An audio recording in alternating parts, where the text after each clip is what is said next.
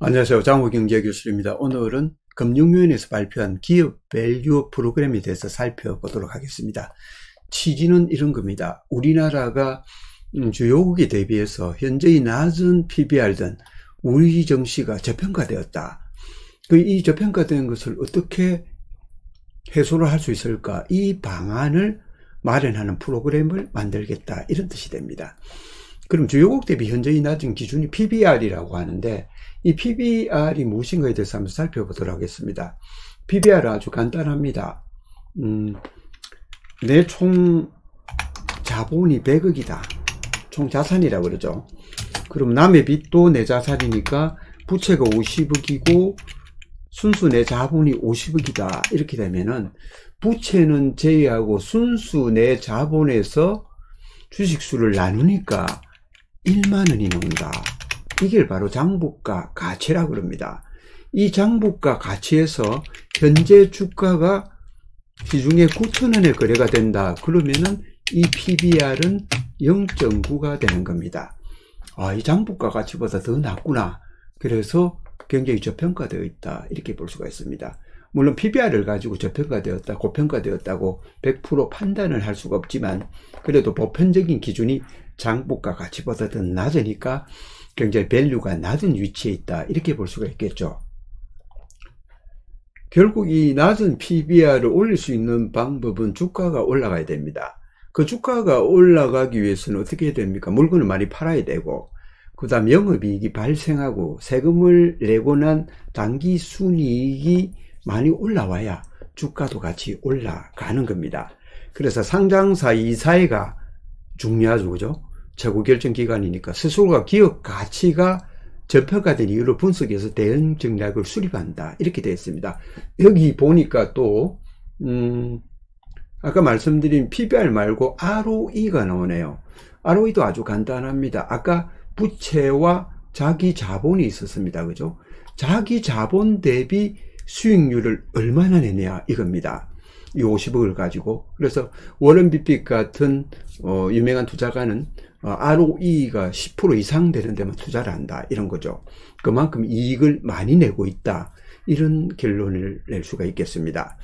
그러나 PBR이 낮다고 해서 무조건 투자를 해서는 안 되고요. 미래 성장성이 있는 기업에 투자를 해야 된다고 생각을 합니다.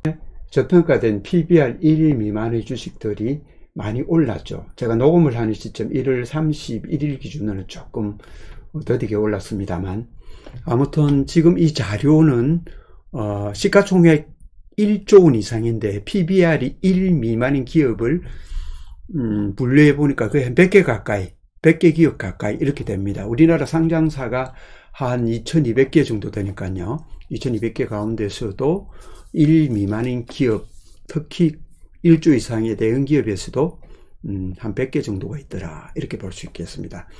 내용을 살펴보니까 CJ, 대한통운 같은 것도 나오고요. 한국앤컴퍼니, 보험주 같은 거 많이 올랐었고, 그 다음 태광산업, 이 무거운 주식이 오늘 또 13%나 이렇게 올랐습니다. 그 다음 롯데정밀화학, 굉장히 무거웠던 주식, 저평가된 주식이었죠. 현대제철, 신세계, 눈에 띄는 이런 기업들이 보입니다. 농심, 롯데치주, 포스코홀딩스도 굉장히 저평가되었죠. 1년 전에 제가 말씀드렸을 때 적극적으로 매수를 권했던 그런 기업들입니다. 그 다음에 녹십자, GS건설 쭉 나와 있습니다. 이런 것을 알고 싶을 때는 여러분이 거래하시는 증권사에 보면은 그 HTS를 통해서 쉽게 찾을 수가 있습니다. 자, 결론을 말씀드리면 이렇습니다.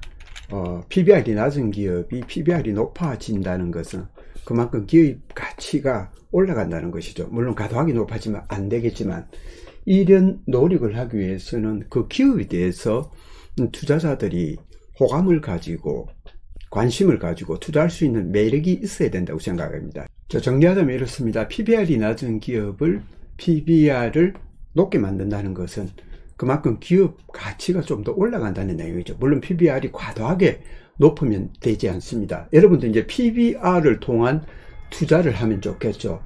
예를 들어서 내가 반도체 업종에 투자를 하고 싶다 그러면은 반도체 업종은 항상 이런 기복이 있기 때문에 항상 올라가는 것이 아닙니다. 항상 올라갔다가 이렇게 내려가는 이런 국면이 다 있는 거죠. 그죠? 모든 주가가 이런 식으로 가고 있습니다. 이런 국면에 있었을 때 여러분이 투자 방법은 PBR 하나만 보더라도 굉장히 저평가됐을 때, 예를 들어서 삼성전자가 PBR이 0.991 때 매수를 했다가 예를 들어서 1.8에 팔았다 그러면 2배의 수익을 가져간다, 이렇게 볼 수가 있겠습니다. 결국 제가 항상 동영상을 통해서 말씀드리지만 꼭대기보다는 항상 가격이 쌀 때 잡아 놓으면 안심한다, 이렇게 말씀을 여러 차례 드렸습니다. 근데 이 PBR이 과도하게 오른 기간 0.9에서 극단적으로 4나 5까지 올랐다 그러면 상당히 고평가되었다, 이렇게 볼 수가 있겠죠. 또한 투자자들이 내가 투자한 주식에 관심을 가지고 계속해서 볼 수 있는 것이 무엇이냐면은 단기 순이익이 많이 났을 때 회사에 이렇게 보유하지 말고 일단은 배당으로 많이 풀어야 됩니다. 이 배당 이제 공시도 먼저 선배당을 공시를 하고 후 투자를 하게끔 하는 기업들도 우리나라 상장업체 가운데 한 30% 이상 늘어났습니다. 좋은 예로 이번에 기아차가 보면 배당률이 높지 않습니까? 정기예금이 한 2배 정도 됩니다. 이런 주식을 보고 투자를 하지 않겠습니까? 그 다음에 이익이 났을 때 자사주를 매입하죠. 자사주를 매입하게 되면은 자사주가 한데 소각을 하겠다는 이런 조건을 내면 얼마나 좋겠습니까? 모범적인 것도 아까 말씀드린 기아차 같은 경우에는 50% 먼저 소각을 하고 나머지 50%는 재무 상태를 보고 소각하겠다, 이런 발표를 하지 않겠습니까? 그러면 투자자들은 그런 기업을 사랑할 수밖에 없다, 이겁니다.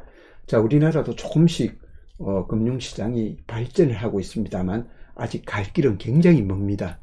자본주의가 아주 잘 발달되어 있는 미국이나 영국, 일본을 따라가려면 아직도 한참 멀었다고 볼 수가 있습니다. 그러나 이 작은 노력이 시작이 앞으로 우리나라 시장을 선진화시키는데 일조를 하리라고 생각이 됩니다. 오늘은 장호의 경제교실 밸류업을 위한 PBR에 대해서 살펴보았습니다. 구독과 좋아요로 응원해 주십시오. 감사합니다.